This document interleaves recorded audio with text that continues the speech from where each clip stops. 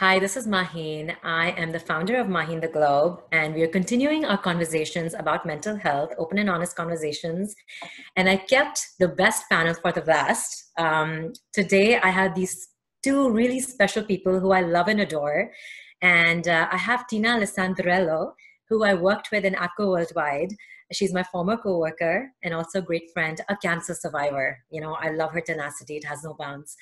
And I have Tessa Hoyos, my current coworker, my editorial intern at Maheen The Globe.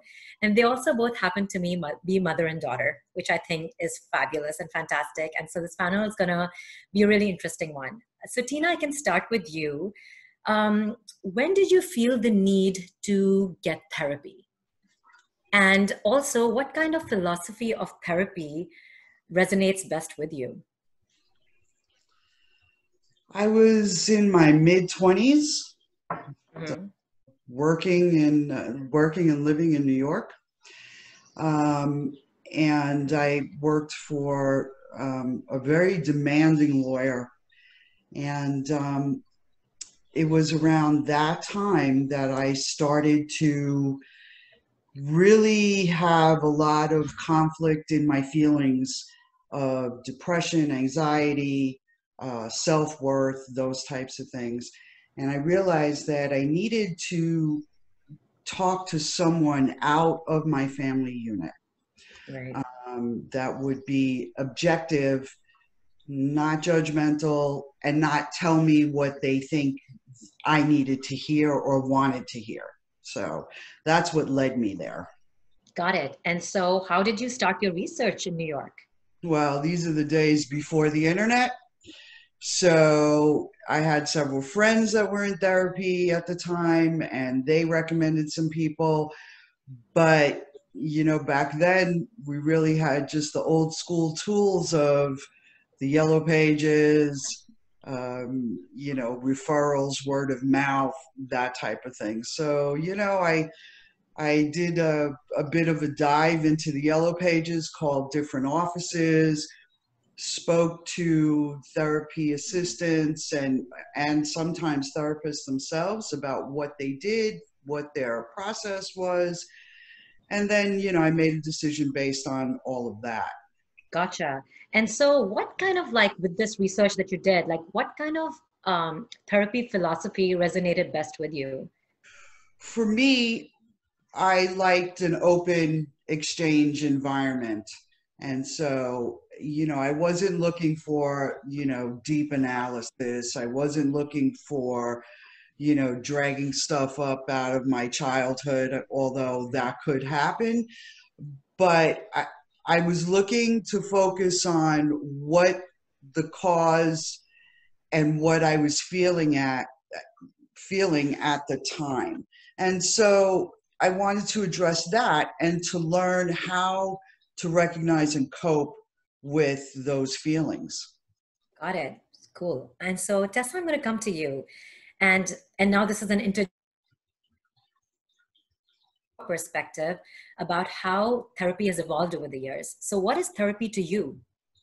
Yeah, therapy to me is not only, for help with mental wellness, but also if someone's just going through a hard time, they don't necessarily have to have anxiety or depression or bipolar disorder. They could just be going through a rough time and be feeling really down, and they just need someone to talk to who can, provide some clarity and stability to help them get back on their feet and get back on track.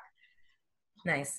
And so, Tina, I want to come to you and let's talk about having pills. There's a lot of stigma attached in America and in Pakistan, where I come from, where people are like, oh, yeah, that person, oh, she or he is popping pills. Let's not talk to them or something like that. And I actually, unfortunately, dealt with some friends as well who were super judgy that I've kind of cut off it from my life. It's been the best decision. And so I want to talk to you about that. And I love that you've been really open about taking pills. So first question is that lots of people are in this pandemic struggling as well. And they're trying to find out that, do we need a pill? Do we not need a pill? So you can kind of share your journey and tell us that how long did the psychotherapist or psychiatrist or whoever you were seeing did an evaluation on you and then decided that, okay, I think you may need some mood stabilizers or you need this kind of pill?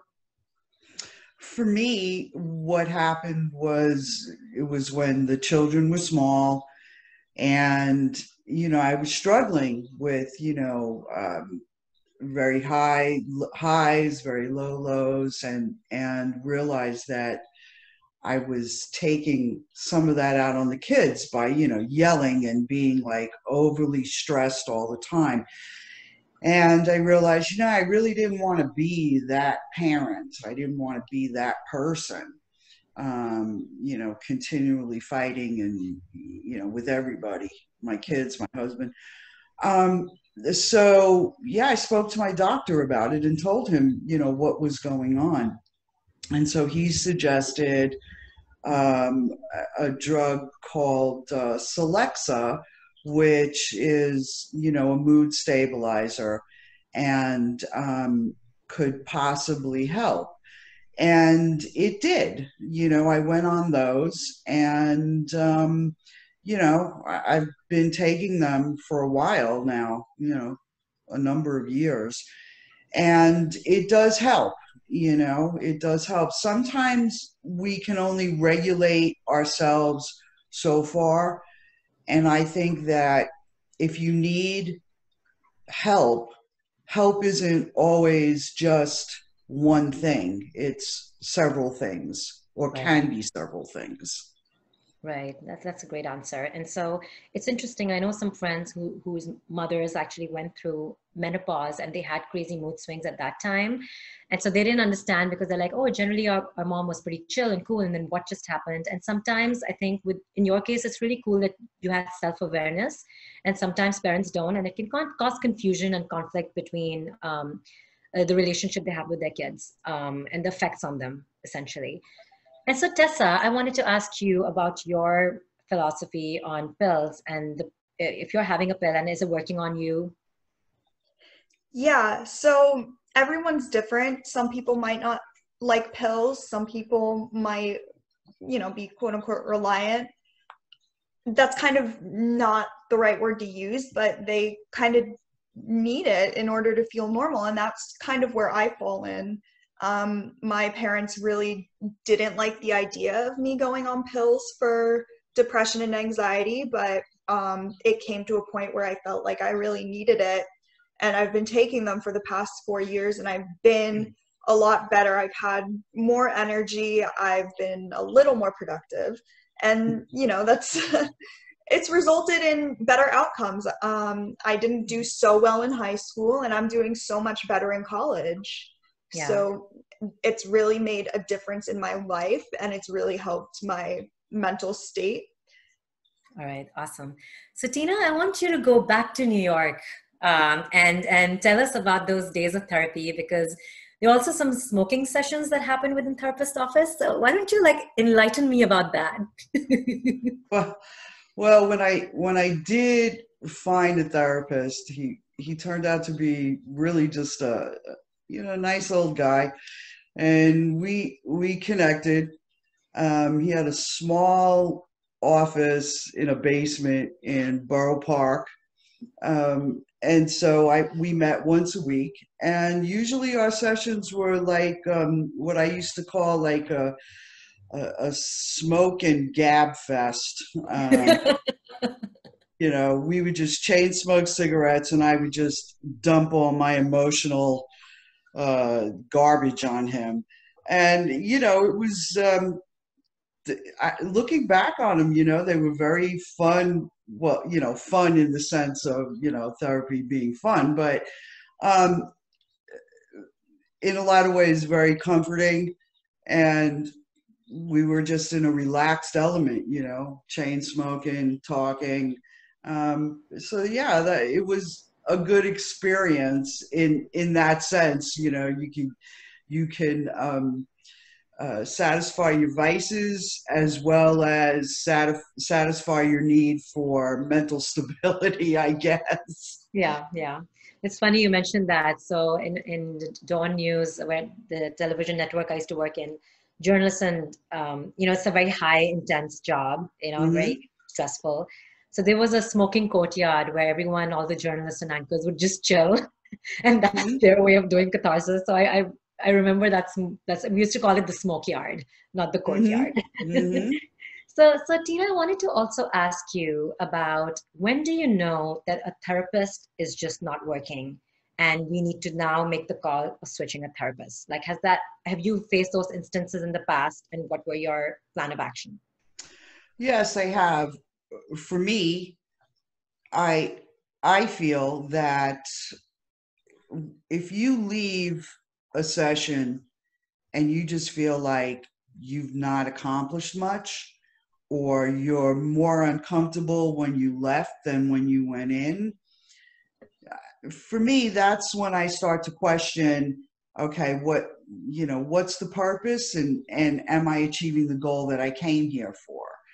So I would say that, if you're leaving sessions feeling just as bad, or, you know, sometimes worse than when you went in, and then you start dreading going to the next session, and you realize that, well, this is not just about me not wanting to talk about uncomfortable things.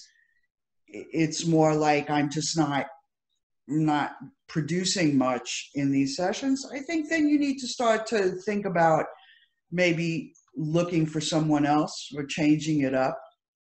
Yeah, I think that's really good advice. And also, I think being open with your therapist when it's not working, so the therapist knows that you're thinking Mm-hmm. like that, being transparent is important. So, Tessa, I'll come to you. So, when I think about my school days and I go back in the past, I just wish that mental help and mental therapy was something that was openly talked about and it was part of our curriculum, because I saw many students suffering with their grades. And because, not everyone's on the same, like you can't standardize, like how we're standardizing education, you can't standardize human beings. Everyone's different, everyone's unique, everyone's has their strengths and weaknesses. And so maybe if someone who's not that great in academics may be great at other things. But that kind of counseling I felt was a big gap in the college I went to. And unfortunately, there were a few suicides that actually happened because people were just like too pressured into being on the curve or doing well. And so I wanted to ask you about the current education system you're in. And do you think that gap that's there in therapy, has that been fulfilled? If not, what should be done?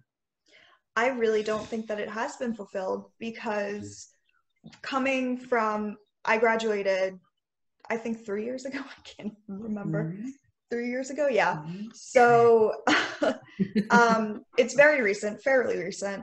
And I think that high school was one of the worst times of my life. I went through a lot and I wasn't happy academically.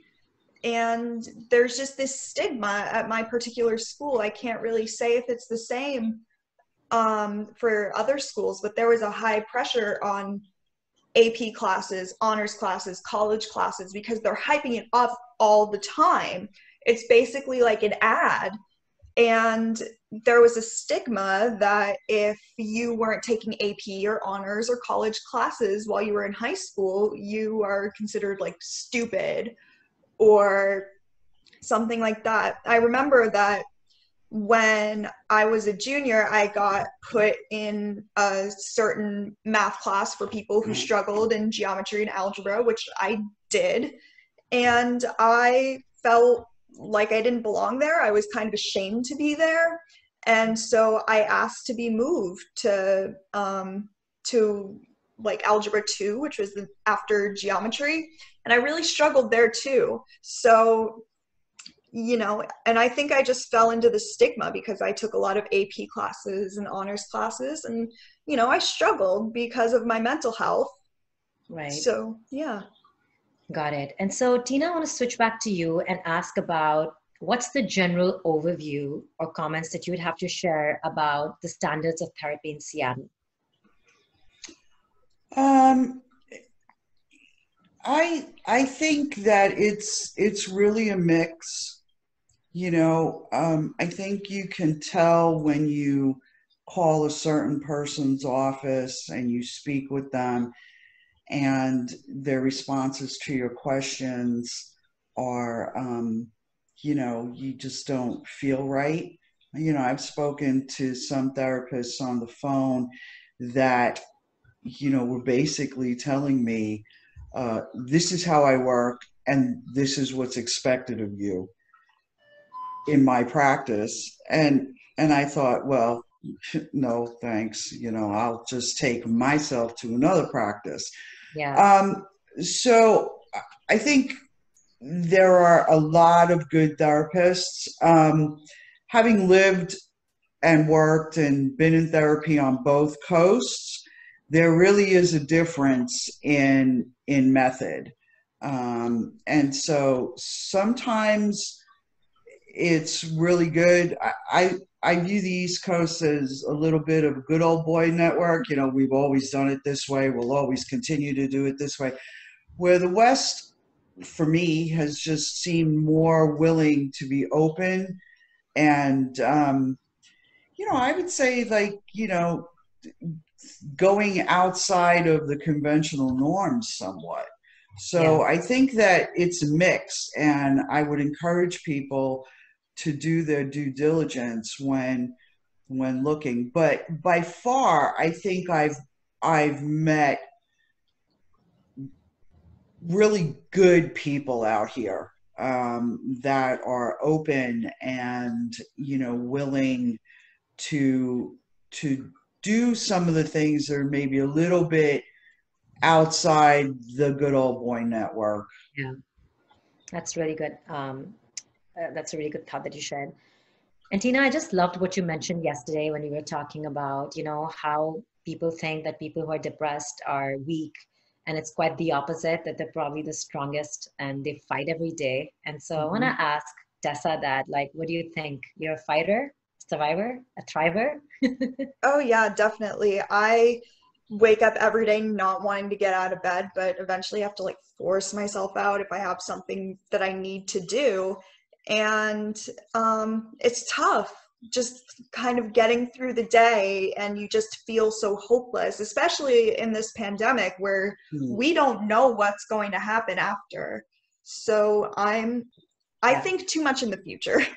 And I'm afraid of, what the job market's going to look like, what the housing market's going to look like, all of that stuff. And I worry too much about it, and I shouldn't. Yeah. Yes. Yeah. So, I mean, I think of it this way, that, these are things that are literally out of our control. There's nothing I can do. I mean, sometimes, like, being in journalism, I'm like, oh my God, this bad news happened, that horrible thing happened. And it affects me because I'm really high on empathy. But then I'm like, there's nothing I can do except spread positivity, inspiration, hope. And that's what we can do. So I feel like things you can't control, you just can't control. So you just let go. And so Tina, you're a fighter and survivor. You survived cancer. So depression is no biggie, huh? Oh, it could be a biggie. Oh yeah, it could be a biggie. My experiences going through that cancer journey, if I had a nickel for every time I had myself in the ground or visualizing my children without a mother, oh boy, I'd probably be living in Medina next door to Bill Gates, But I think that people with depression are probably strong in the sense that, you have no choice. You have to move forward. Yeah. It breaks my heart when I see people that are so debilitated by it that they can't do that. They can't move forward. But,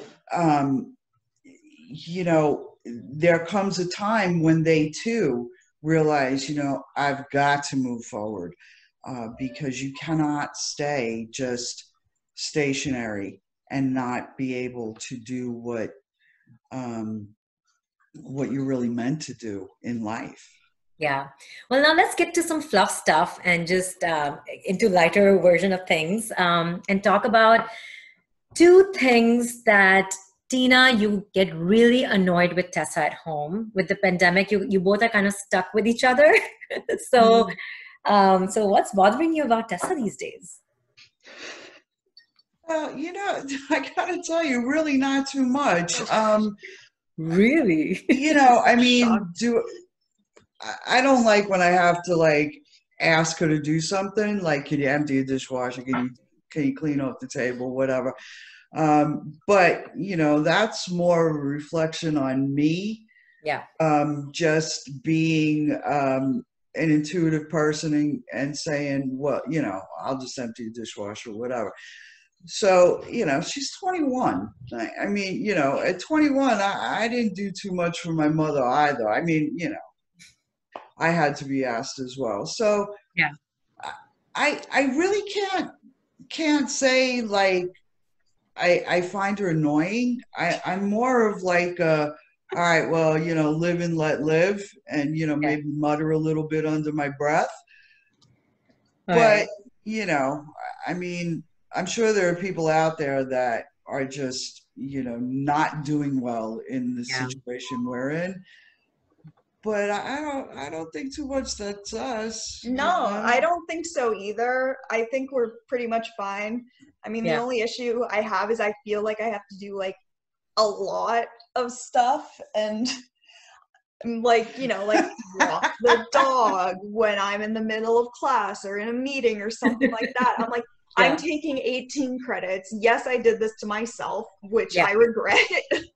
Yeah. But, you know, I just feel busy. My dad says I'm lazy. I think I'm the farthest thing from lazy these days. Like, Yeah. I just need a break. Well, Right, right.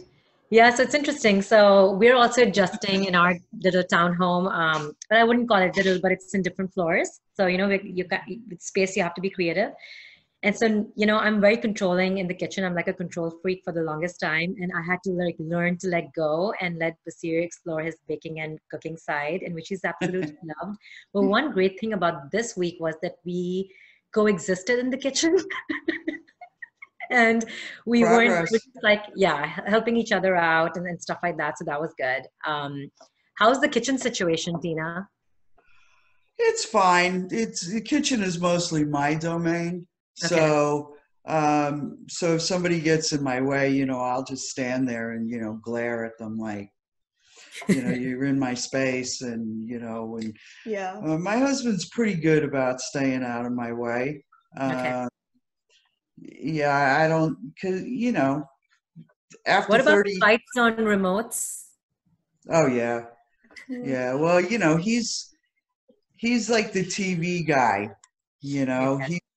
He's the guy that, you know, will watch the same movie 20 times. And he just watches the dumbest Cowboys. TV Yeah, shows. yeah, dumb TV shows and cowboys. And so when I want to put news on, he's like, I don't want to watch this, you know, or Yeah. he'll come upstairs and he'll take over the television. So Yeah. he's a TV bully. Yeah, he's a bit Right. of a bully. He's a nice bully, but he's still a bit of a bully. Yeah. Yeah. That's funny. Yeah. With Basir, he's more into like, you know, those narcos and like money heist and all these like, I don't know, Yeah. Mexican drug cartels kind of Yeah, stuff. yeah, killing. Yeah. Yeah. Yeah, that's my husband. He likes killing. You know, he likes yeah, he he like I'll tell him I really don't want to watch this. He go, all right, just let me watch the killing part and then we'll change it. No, he likes So what killing. about you, Ramon? You and Ramon in the kitchen. I want to talk about that dynamics too before we end. Oh God, it's terrible. I don't like having him in the kitchen because he gets like this close to me. He's just like, I just want to see what you're doing. And I'm like, well, back off because I don't like you being around me. And then, you know, I call him Gordon Ramsay sarcastically because he loves to cook. I'm not the biggest fan, but I'll do it. And like when he throws like spices in over my shoulder, I'm like, go away. Yeah, one time I was making a sauce and Yeah. you know, you have to put some water in it and it'll burn off and the sauce will thicken. Right. Well, he put flour in it without telling me. And he's like, oh, by the way, I put some flour in the sauce to thicken it up. And I'm like, you do not touch that.